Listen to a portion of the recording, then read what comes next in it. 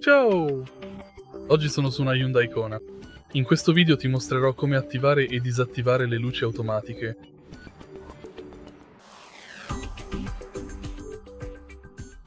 All'inizio diamo un'occhiata al lato sinistro rispetto al volante. Proprio qui dietro abbiamo questa leva per attivare le luci automatiche. Ruota la parte superiore della leva una volta verso l'alto e le luci automatiche si attivano. Puoi vederlo. Sul quadro strumenti, proprio qui.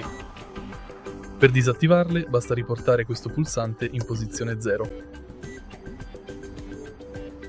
Grazie a questa leva puoi anche attivare le luci di posizione, gli anabbaglianti e i fendinebbia.